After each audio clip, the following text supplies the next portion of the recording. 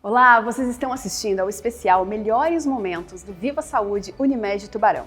Durante todo o mês de janeiro, reviveremos alguns dos melhores episódios de 2024. E hoje, com o apoio da Unicred e da Maria Rocha, a gente vai tratar de 3 temas essenciais para a sua saúde. Então, fique conosco!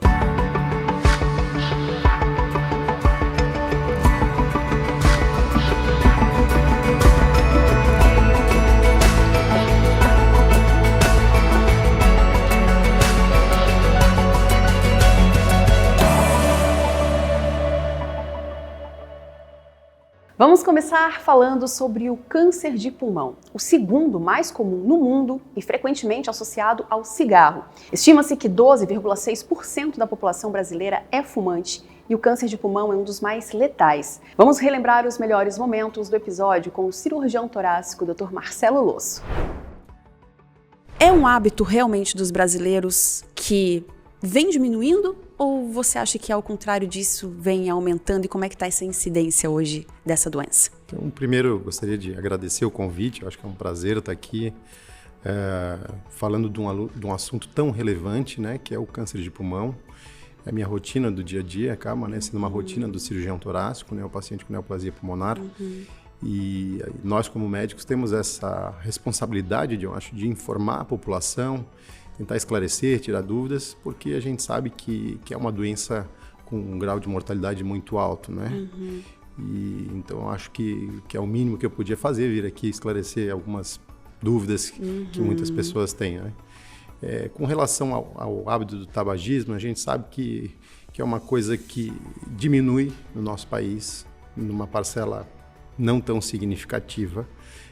A gente percebe que países com IDH, né, com índice de desenvolvimento humano mais elevado, são países em que investem muito em prevenção, muito em campanhas, né, para combater o tabagismo, né, tanto que a gente tem isso no mundo todo. Na verdade, a gente tem um dia em especial, que é o dia 31 de maio, que é o Dia Mundial de Combate ao Tabagismo, né?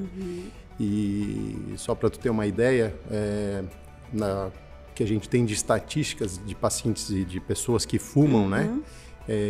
No mundo, é em torno de 1 bilhão de pessoas fumam, né? Se a gente trazer isso para o nosso cenário, Brasil, né?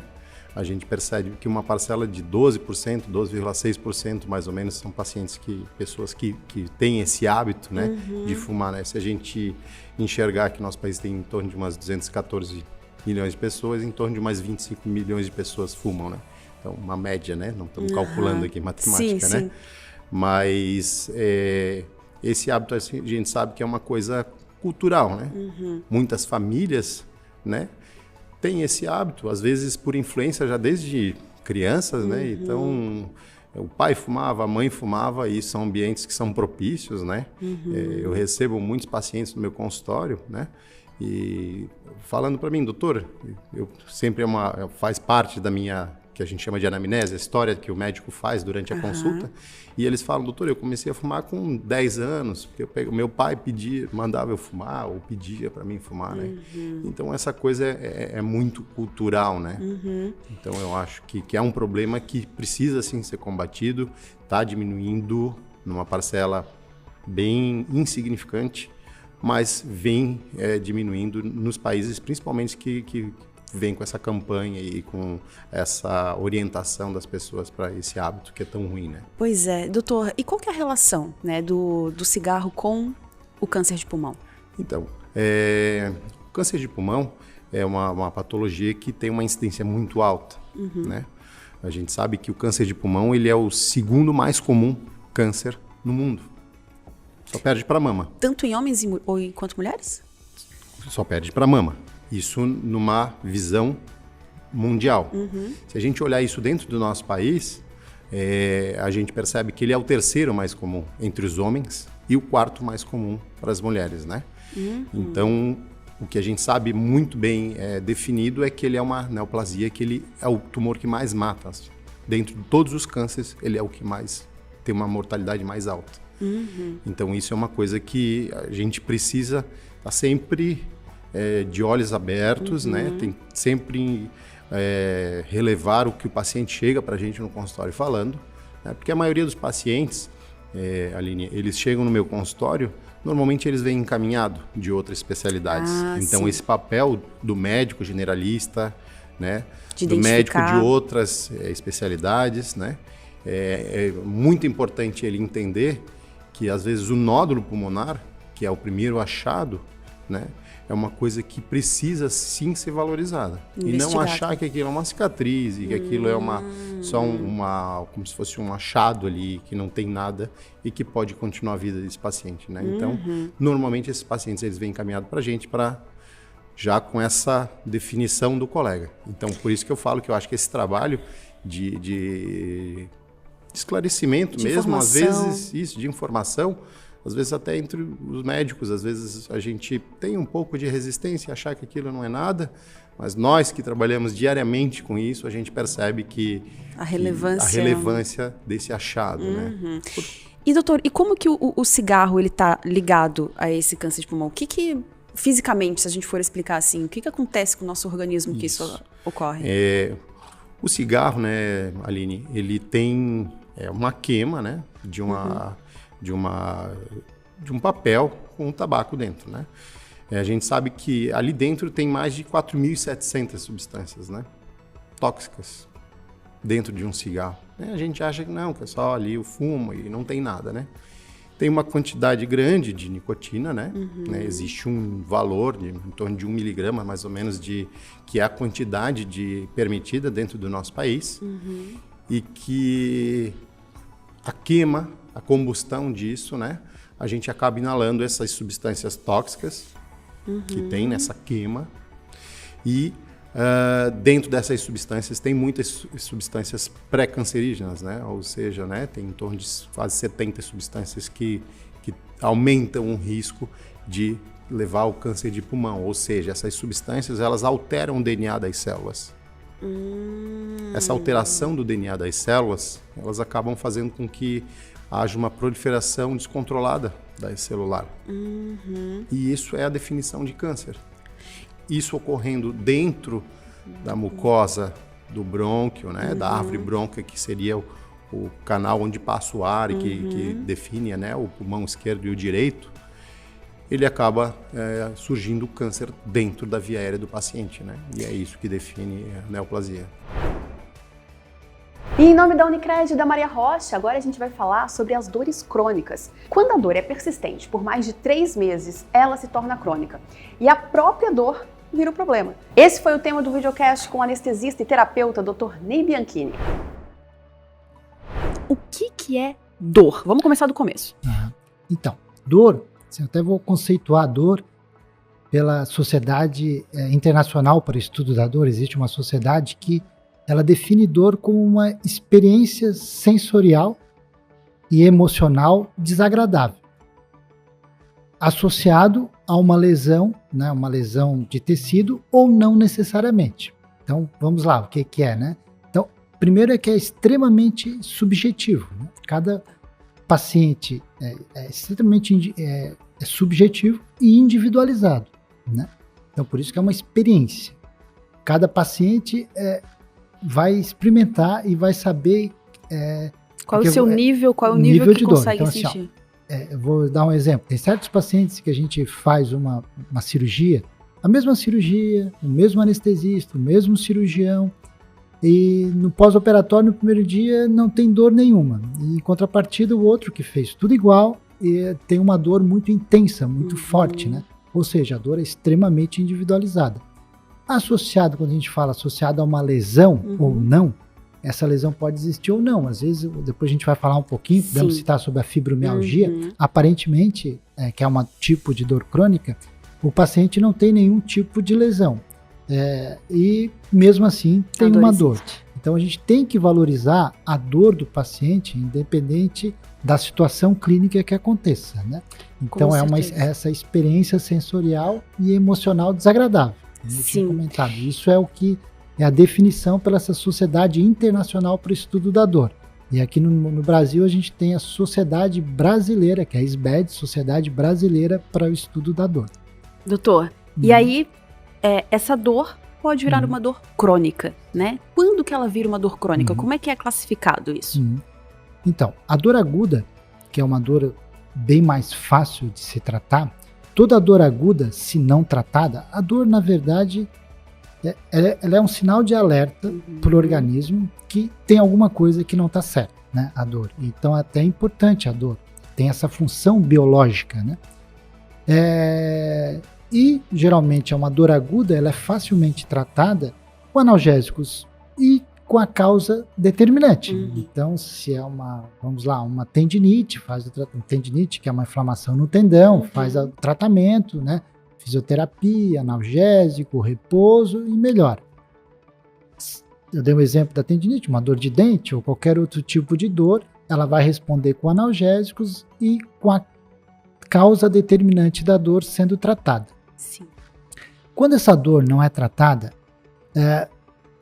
pela definição, diz que em torno de 3 meses a 6 meses, essa dor aguda pode vir a se tornar dor crônica. E a dor, que no primeiro momento era só um sintoma, passa a ser a própria doença. Então, isso, quando vira-se uma dor crônica, o tempo às vezes é complicado, mas a maioria dos autores fala de 3 a 6 meses. Quando torna-se uma dor crônica, ele já gera um estresse, né? Um estresse físico, emocional, um psicológico, né? Que envolve já vários outros fatores que não apenas a dor. Então, mas a maioria dos autores fala que uma dor aguda, se não tratada, pode se tornar uma dor crônica em torno de 3 a 6 meses. Mas essa dor, ela precisa ser contínua nesses 3 a 6 meses? Ou ela pode ir e voltar e é considerado crônico? Sim, não, ela pode ir e voltar. Essa dor aguda, mas assim, que seja frequente, pelo menos uma vez ou 2 vezes por semana, de ela ir e voltar 1 ou 2 vezes por semana e continuar e não for tratada, não dar importância para esse paciente, ou esse paciente não procurar uma ajuda, que também isso acontece muito, essa dor pode se tornar crônica. Sim. E quando ela se torna crônica, como eu te falei, o tratamento e a abordagem é muito mais difícil, né? Com certeza. E vem junto vários outros fatores, que não apenas a dor, né? Doutor, vamos falar primeiro sobre as dores causadas por lesões, né? Vamos entrar nesse tema primeiro. Quais são as mais comuns, né, de virar uma dor crônica? Dentro de um consultório de dor crônica, né, eu como anestesista tenho essa subespecialidade de dor crônica. Eu já comento assim que o anestesista não é o único profissional que se dedica a trabalhar com dor crônica. Existem vários outros profissionais, e a ideia de um ambulatório de dor crônica é justamente ter essa abordagem multidisciplinar, né, onde vários profissionais, médicos e não médicos, né, se dedicam a trabalhar, a tratar o paciente, né? Daí seria um centro multidisciplinar para tratamento de dor. Hoje a gente são só em cidades de grande porte que tem esse centro que funciona no mesmo local, onde tem vários profissionais, né? Daí a gente cita a importância da fisioterapia, da psicologia, nutrição, enfim. E dentro da especialidade médica, a gente tem muitos anestesistas, ortopedistas, os próprios neurocirurgiões que se dedicam a trabalhar com dor crônica, né? A tratar pacientes com dor crônica. Dentro das principais causas de dor crônica que a gente vê em nosso consultório, as principais a gente vê são as dores sobre a coluna, né? Sobre as colunas, que são as mais comuns, junto com as síndromes musculoesqueléticas, aí inclui a fibromialgia, a síndrome miofascial, que são contraturas musculares. Mas com lesão a gente vê assim com frequência também as dores neuropáticas, né? A gente vê as dores de nervo trigêmeo, as dores orofaciais, as cefaleias, né? As cefaleias também a gente acaba, claro, a maioria os neurologistas e os clínicos acabam vendo, mas muitas vezes, às vezes, o tratamento neurologista, uma cefaleia crônica, uma cefaleia que não tem uma causa primária, ela é uma cefaleia, acaba sendo, aliás, é uma cefaleia primária, não é uma cefaleia secundária, algum tipo de problema, e uma cefaleia primária, que foi descartada qualquer tipo outra causa secundária, acaba, às vezes, o próprio médico neurologista nos encaminha, às vezes, até para fazer alguns tipos de procedimentos intervencionistas, bloqueios, infiltrações. E em nome da Unicred e da Maria Rocha, a gente vai falar agora sobre artrose. Ela é um processo natural do envelhecimento que causa dor e rigidez nas articulações, mas medidas preventivas podem desacelerar o desgaste. Vamos conferir os melhores momentos do episódio com o ortopedista Dr. Luciano Batista. Então a gente vai começar do termo artrose, né? O que é artrose? Artro vem de articulação, ose, desgaste, né? Então a artrose é o desgaste de uma articulação, né?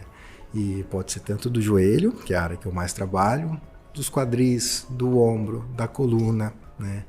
Das mãos e pés, né? Então é uma patologia cada vez com uma maior incidência, principalmente devido ao envelhecimento da população. Ah, então vamos lá. A artrose está ligada com o envelhecimento da população. Quanto mais a maior idade, mais vai aparecendo, e com o aumento da expectativa de vida da população, consequentemente está tendo mais artrose. A gente classifica uma artrose em dois tipos. Artrose primária, que é uma artrose degenerativa, muito frequente na população mais idosa, e tem uma artrose secundária, que daí, como o próprio nome diz, é secundária a alguma outra patologia, que pode ser desde uma sequela de uma fratura, uma sequela de trauma, ou uma sequela de alguma outra doença. Doenças reumatológicas, doenças infecciosas, que pode dar artrose, inclusive em pacientes mais jovens. Mas a maior incidência é a da artrose primária, que é no paciente senil, no paciente idoso. Mas pode acontecer em pacientes mais novos? Pode sim, com certeza. Senão eu já estou aqui preocupada. Doutor, qual é a diferença, para a gente situar, né, entre uma artrose e uma artrite? Eu acho que as pessoas podem confundir. Talvez não só pelo nome ser parecido, mas eu acho que existe uma confusão, né? Existe, né? Não só os leigos, mas mesmo na classe médica, sim, existe. Inclusive erros de tradução, né, que nos levaram a esse vício de usar, às vezes, até como sinônimo, né? Artrite é uma inflamação, artrose é um desgaste. Quase em todas as artroses existe um certo grau de artrite, que é uma inflamação. Mas nem toda artrite evolui com desgaste, né? Pode ser uma artrite por infecção, que seria uma artrite séptica. Pode ser uma artrite por doenças reumatológicas, como a gente tem exemplo, artrite reumatoide, que evolui com inflamação da articulação. A artrose em si é o desgaste, que não acomete apenas a cartilagem. Acomete a cartilagem, a parte óssea numa articulação, mas também acomete os meniscos, os ligamentos, inclusive a membrana sinovial, que é a membrana ali das células que reveste a cápsula de uma articulação. Nossa, doutor, então peraí, vamos desenhar. Vamos falar do joelho, que eu acho que é a sua especialidade, né? Vamos lá, o que tem o joelho e fora do osso eu vou falar fora do osso do joelho, mas tem essa membrana que é uma cartilagem. Sim. Eu queria que você explicasse para as pessoas em casa entenderem. Então, vamos começar bem do princípio da explicação. O que é um joelho, né? Muitas vezes a pessoa fala, quebrei meu joelho. Mas o que é o joelho? É um osso? O joelho é uma articulação, né? Que é a combinação, basicamente, ali de 4 ossos, que seria o fêmur, a patela, a tíbia e a fíbula, que é o osso mais fininho da perna. Então, a união desses ossos ali é uma articulação. E essa articulação é o joelho, né? Ele é dividido em 3 compartimentos. Compartimento patelar, fêmur patelar, compartimento medial, compartimento lateral. A união desses ossos que formam a articulação, ela se dá por ligamentos. Tá. E em volta dessa união óssea ali, a gente precisa de uma lubrificação. Então, para ter essa lubrificação, a gente tem uma cápsula que mantém esse líquido ali como se fosse um óleo, né? Que a gente tem para justamente a cartilagem poder deslizar, né? O paciente poder ter um movimento sem dor, sem barulho, tudo um movimento suave. Imagina 2 ossos raspando um no outro sem nenhum tipo de lubrificação. Então, a função dessa cápsula é manter esse espaço, né, hidratado com líquido sinovial, que é o líquido que reveste toda a parte ali da cartilagem hialina dos ossos. Né? Então, isso é o joelho. Né? Então, chegamos no joelho. Exatamente. Certo. E aí, então, essa cartilagem possui esse líquido. Sim. Por que esse líquido some? Esse líquido, na verdade, não some. Ah, tá. Isso é uma informação da população em geral. Doutor, meu joelho secou. É isso. Não é que ele secou, né? Então a artrose é o desgaste da parte óssea e esse espaço que esse líquido ocupa, esse espaço ele é diminuído, né? Pelo desgaste que a cartilagem ocupava. Diminuindo esse espaço, aumentar o atrito, mas não necessariamente esse líquido diminui. Pelo contrário, na maioria dos casos de artroses sintomáticas, ou seja, nas artroses que os pacientes têm queixas, com dor, aumento de volume, esse líquido até é um dos responsáveis pela dor, porque ele está sendo produzido numa quantidade maior. Tentando Exatamente. Ajudar o corpo. É uma resposta inflamatória do corpo ali, tentando melhorar essa lubrificação, mas esse aumento de pressão ali dentro, né, pode causar dor, na maioria das vezes. E essa cartilagem, como é que ela vai se perdendo então, né? Porque é essa cartilagem que vai sumindo para que os ossos daqui a pouco acabem se encontrando. Exatamente. Como que funciona então a extremidade do nosso osso que ocupa uma articulação, né? Então vem o osso, esse osso que está em contato com outro osso, ele tem um revestimento, que é uma cartilagem hialina, né? E essa cartilagem, ela tem uma espessura. E conforme o passar do tempo, da idade ou de outros fatores de risco, que a gente vai entrar aqui também, essa cartilagem ela vai diminuindo. Não é a cartilagem que dói, a cartilagem ela é indolor, a cartilagem ela é inervada, ela não é inervada, né? Então ela não sente dor. Quando que começa a doer? Quando a espessura dessa cartilagem fica muito deteriorada e o osso debaixo da cartilagem começa a doer. Então ao passar dos anos, né, todos nós iremos ter artrose, nem todo mundo com sintomas. Eu costumo falar que a artrose é igual ao nosso envelhecimento de pele, de cabelo, o cabelo vai ficando branco, vai caindo, a pele vai enrugando, as cartilagens vão desgastando e afinando. Porém, tem pessoas que terão, né, antes do tempo, então vão passar mais tempo sofrendo, e tem pessoas que vão ter isso lá com 90 anos e muitas vezes nem vão sofrer com dor. Gostou desse especial? Então não perca o próximo episódio, quinta-feira que vem, pelos canais do YouTube e também em plataformas de áudio e vídeo da Unimed de Tubarão. Até lá!